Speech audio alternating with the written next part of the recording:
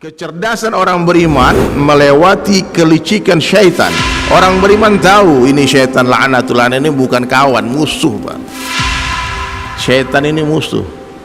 Musuh yang ada di luar diri kita. Musuh yang nyata itu syaitan, bukan orang kafir, Pak. Orang kafir itu lahan dakwah kita, bukan musuh kita. Kan tampakkan akhlakul azimah, akhlaknya Rasulullah, balas kejahatan dengan kebaikan sehingga mereka dapat hidayah. Maka ini yang perlu dipahami. Nafsu ini pengen dunia terus, Pak. Tidak puas-puas dia. Sampai Nabi katakan nafsu manusia ini, seandainya diberikan satu gunung emas, dia cari gunung yang kedua atau lembah emas. Dapat dia dua, dia cari yang ketiga. Dapat tiga, dia cari seterusnya sampai tanah masuk ke mulutnya manusia baru berhenti, Pak.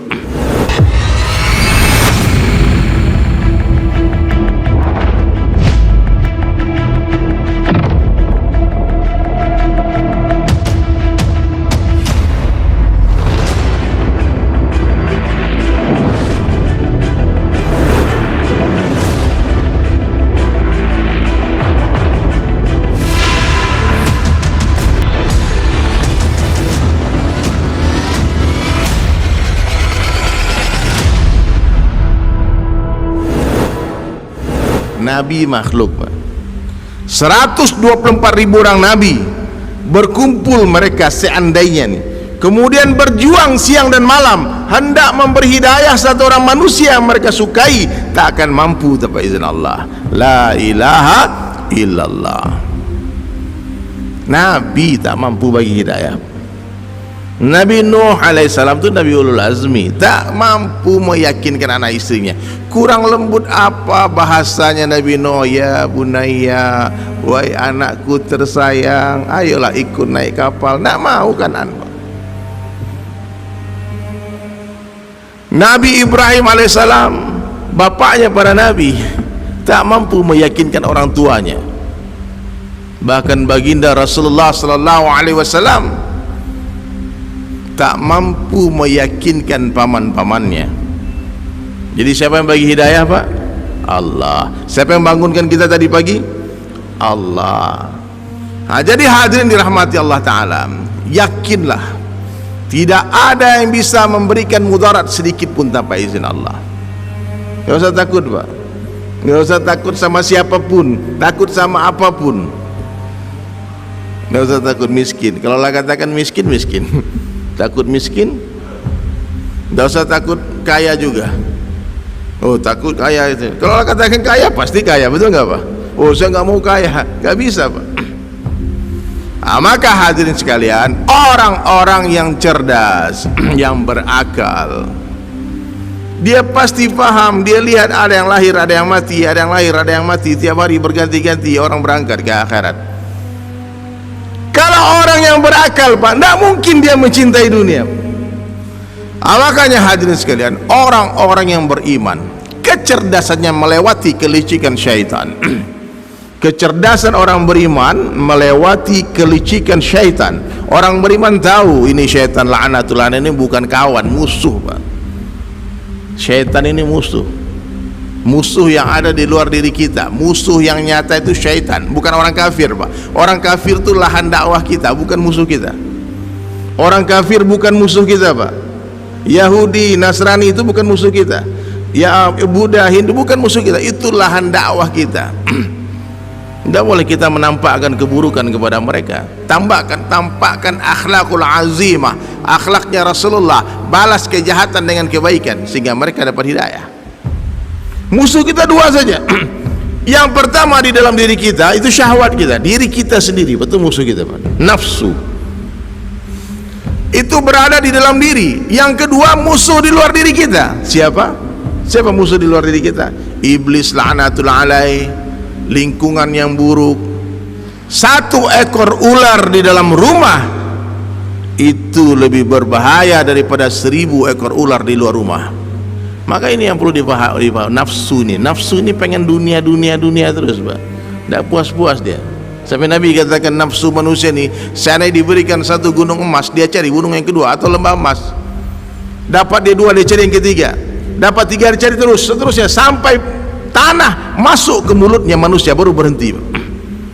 Mati baru berhenti. tak ada puas-puasnya seperti meminum air laut, semakin diminum semakin haus. Maka hadirin mulia, hati kita ini mesti bersih dari kesyirikan.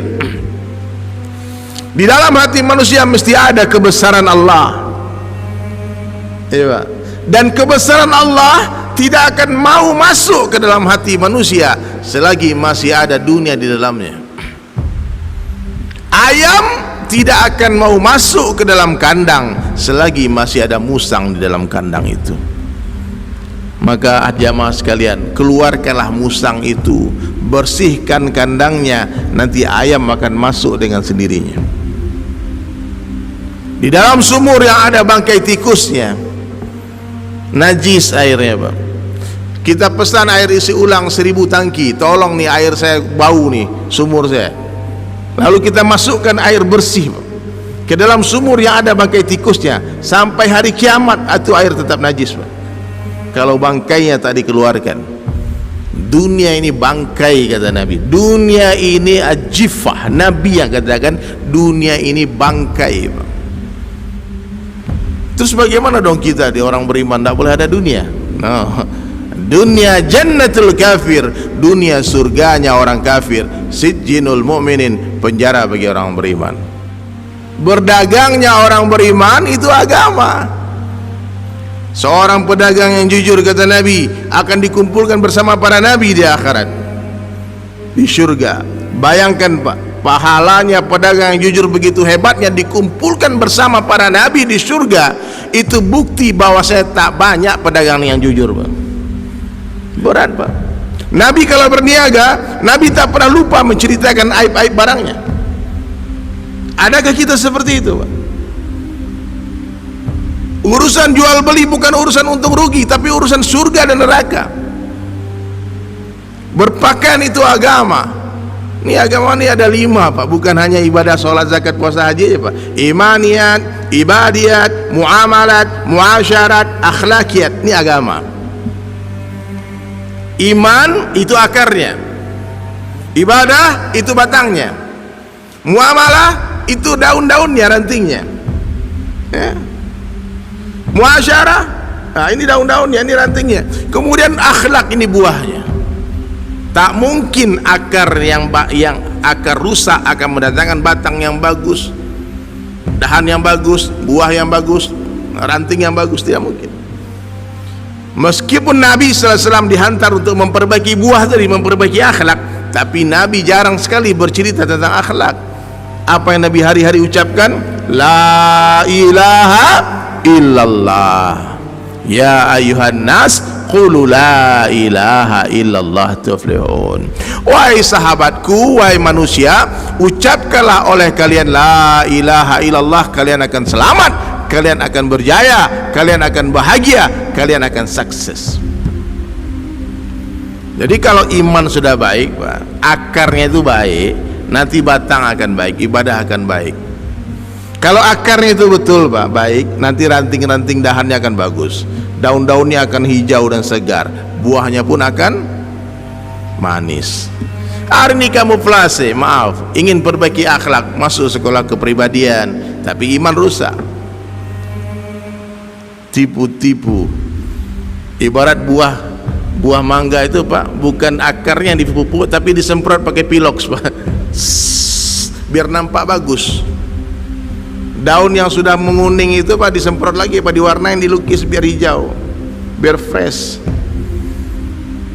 Nah, maka iman adalah perkara yang paling penting dalam kehidupan manusia. Tidak ada perkara yang lebih penting daripada iman. Bapak Ibu semua tahu bagaimana tanda-tanda iman itu ada di hati manusia. Saya dengar dari guru saya ini, almarhum Pak Cecep Firdaus, dia katakan tanda iman ada di hati kita, di hati kita semua nih. Datangnya dunia tak mengembirakan hati, hilangnya dunia tak menyedihkan hati. Kalau itu sudah masuk ke dalam hati, Pak, itu iman.